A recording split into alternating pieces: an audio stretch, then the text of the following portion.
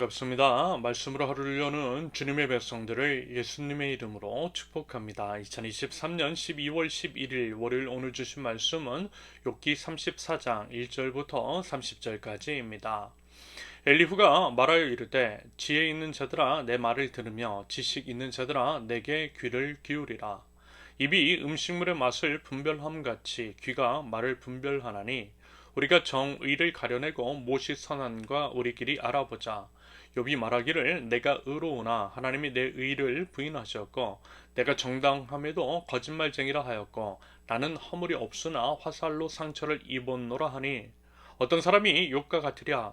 욥이 비방하기를 물마시듯 하며 악한 일을 하는 자들과 한패가 되어 악인과 함께 다니면서 이르기를 사람이 하나님을 기뻐하나 무익하다 하는구나. 그러므로 너희 청명한 자들아 내 말을 들으라. 하나님은 악을 행하지 아니하시며 전능자는 결코 불의를 행하지 아니하시고 사람의 행위를 따라 갚으사 각각 그 행위대로 받게 하시나니 진실로 하나님은 악을 행하지 아니하시며 전능자는 공의를 굽히지 아니하시느니라.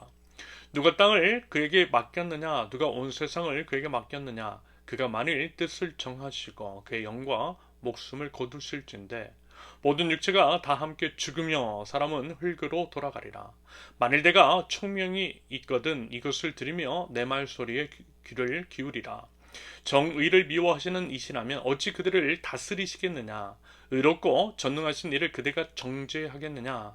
그는 왕에게라도 무용지물이라 하시며 지도자들에게라도 악하다 하시며 고관을 외모로 대하지 아니하시며 가난한 자들 앞에서 부자의 낯을 세워주지 아니하시나니 이는 그들이 다 그의 손으로 지으신 바가 됨이라. 그들은 한밤중에 순식간에 죽나니 백성은 떨며 사라지고 세력 있는 자도 사람의 손을 빌리지 않고 제거함을 당하느니라. 그는 사람의 길을 주목하시며 사람의 모든 걸음을 감찰하시나니 행악자는 숨을 만한 흑암이나 사망의 그늘이 없느니라. 하나님은 사람을 심판하시기에 오래 생각하실 것이 없으시니 세력 있는 자를 조사할 것이 없이 꺾으시고 다른 사람을 세워 그를 대신하게 하시느니라. 그러므로 그는 그들의 행위를 아시고 그들 밤사이에 뒤집어 엎어 흩으시는도다. 그들을 악한 자로 여겨 사람의 눈앞에서 치심은 그들이 그를 떠나고 그의 모든 길을 깨달아 알지 못함이라. 그들이 이와 같이 하여 가난한 자의 부르짖음이 그에게 상달하게 하며 빈궁한 사람의 부르짖음이 그에게 들리게 하느니라.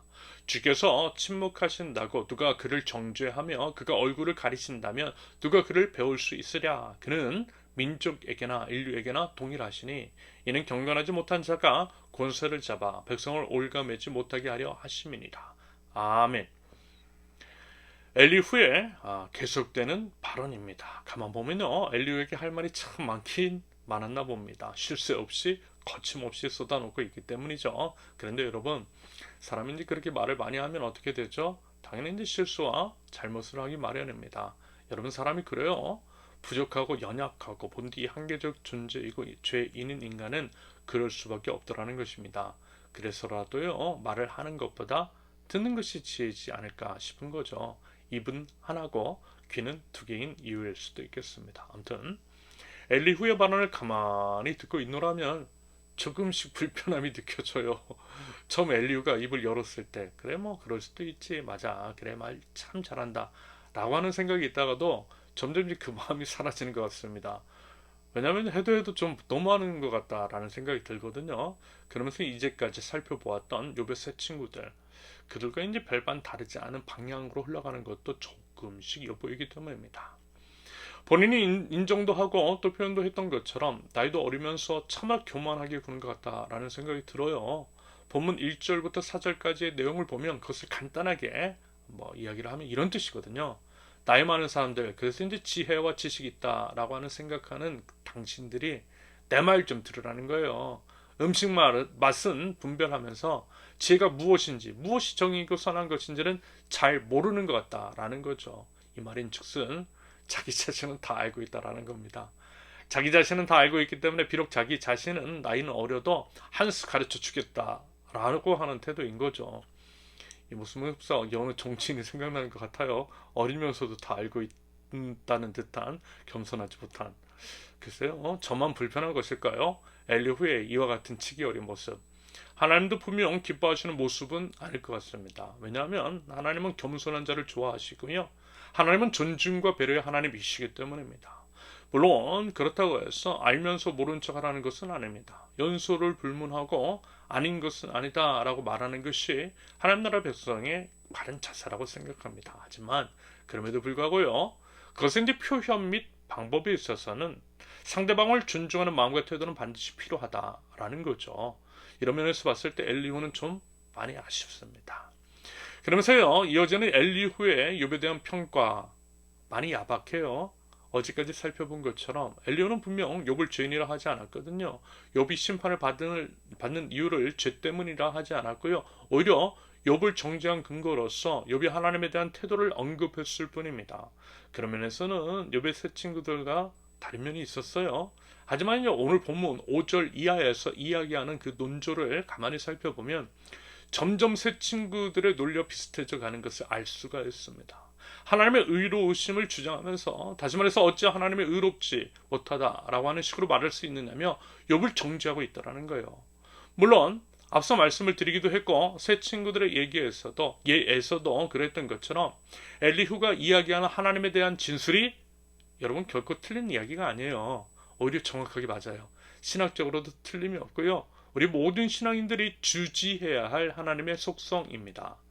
우리가 하나님 나라 백성, 하나님을 왕으로 모시는 신앙인이라고 한다면 여러분 이 정도의 지식은 습득하고 있어야 한다라는 거예요. 그러면서 그것을 개인의 삶에 적용을 시켜 하나님 나라 백성다운 삶을 살아내도록 하는 것이 맞는 것이겠습니다. 오히려 이런 정도의 신학적 지식이 없고 또 그것대로 살아내지 않기 때문에 여전히 죄악 가운데 행하고 있는 것인지도 모르겠어요. 이런 기준이 명확하게 세워지지 않음에서 비롯된 방종, 무지에 따른 어리석은 언행이 여러분 우리의 삶 속에 얼마나 많다냐는 것입니다. 그러므로 여러분 먼저는 엘리후가 이야기하는 내용에 대해서 곰곰이 묵상하며 살펴보실 수 있기를 바랍니다. 그러면서 그것들을 토대로 우리의 삶을 성찰하시면 좋겠어요. 삶의 기준으로 삼고 우리의 언행에 귀를 기울이실 수 있기를 바랍니다. 그러면서 반대로 엘리후의 문제는 뭐죠? 엘리후에 대해서 불편한 이유 역시 이제 우리가 새 친구들을 통해서 느꼈던 감정의 이유와 크게 다르지 않습니다. 여러분 말씀을 드렸잖아요. 어제 주일에 나눈 말씀을 통해서 말씀을 드리자면 공감하시는 하나님께서 우리에게 원하시는 것도 공감일 수 있다라고 말입니다. 더더군다나 지금의 욥처럼 고난 중에 있는 이들에게 필요한 것은 옳음을 이야기하는 것이 아니라 공감과 위로일 수 있어요. 그것을 위한 경청이 필요한 것일 수 있습니다. 여러분 입장 바꿔서 한번 생각해 보자라는 거예요. 우리의 마음과 몸이 아파요. 사람이 아프면요. 그래서 자기 몸 하나 돌보기 힘들면요. 남 얘기 잘 안 들어와요. 모든 것이 귀찮고 짜증나요. 그런 상황 속에서 비난과 판단과 정죄까지 당한다라고 한다면 그럼 과연 그게 고지고대로 들리겠느냐라는 겁니다. 여러분 우리가 병에 걸리고 아팠을 때 생각해 보자라는 거예요. 그런데 엘리후가 말하는 것을 보세요. 35절부터 37절까지 오늘 본문의 마지막 발언이 참 가관입니다. 다시 한번 보면 욥이 무식하게 말하니 그의 말이 지혜롭지 못하도다 하리라. 나는 욥이 끝까지 시험 받기를 원하노니 이는 그 대답이 악인 것 같습니다. 그가 그의 죄에 반역을 더하며 우리와 어울려 손뼉을 치며 하나님을 거역하는 말을 많이 하는구나. 이 얘기를 듣는데 가슴이 톡 하고 막히더라고요. 어리긴 어리구나 라고 하는 생각도 들고요. 참 공감이라고 하는 것을 할 줄 모르는 어리석음이 가득한 치기 어린 젊은이의 모습을 보게 됩니다. 그래서요 다시 한 번 더 생각을 하게 돼요. 참된 위로는 우리에게 공감하시는 우리 주님밖에 없다라는 것을 말입니다. 더불어 이 모습 엘리후의 모습 누구의 모습이라고 그랬죠? 맞아요 여러분. 내 모습이에요. 우리의 모습이에요. 저와 여러분들이 그럴 수 있어요. 그러므로 드리고 싶은 말씀 역지사지라고 하잖아요. 욥의 입장에서 엘리후의 발언을 한번 들어보세요. 과거에 우리가 아팠을 때 그때의 상황과 심정을 떠올려 보면서 말입니다. 그리고 그런 상황 속에서 과연 어떻게 하는 것이 맞는 태도일지를 다시 한 번 더 생각해 볼 수 있기를 바랍니다. 부디어 섣부르고 설익은 지식을 자랑하지도 않고요. 남의 고통에 대해서 평회하지도 않고요. 오직 겸손과 공감의 태도로 주님의 참된 위로를 전할 줄 아는 위로자 저와 여러분들이 있을 수 있기를 예수님의 이름으로 축원합니다. 함께 기도합니다. 하나님 아버지, 하나님의 사람 앞에 하나님께 사람 앞에 겸손한 자가 되기를 원합니다. 아닌 것은 아니다라고 말할 수 있는 용기는 있을 때 그것을 표현함에 있어 바른 태도는 잃지 않게 하시며 옳음을 주장하기보다는 사랑을 전하고 공감하며 경청할 줄 아는 따스한 마음과 태도를 연약하고 부족한 저희들에게 허락하여 주시옵소서. 예수님의 이름으로 기도합니다. 아멘. 하나님께서 오늘 주신 말씀과 각자의 기도 제목을 놓고 우리 잠시 기도합니다.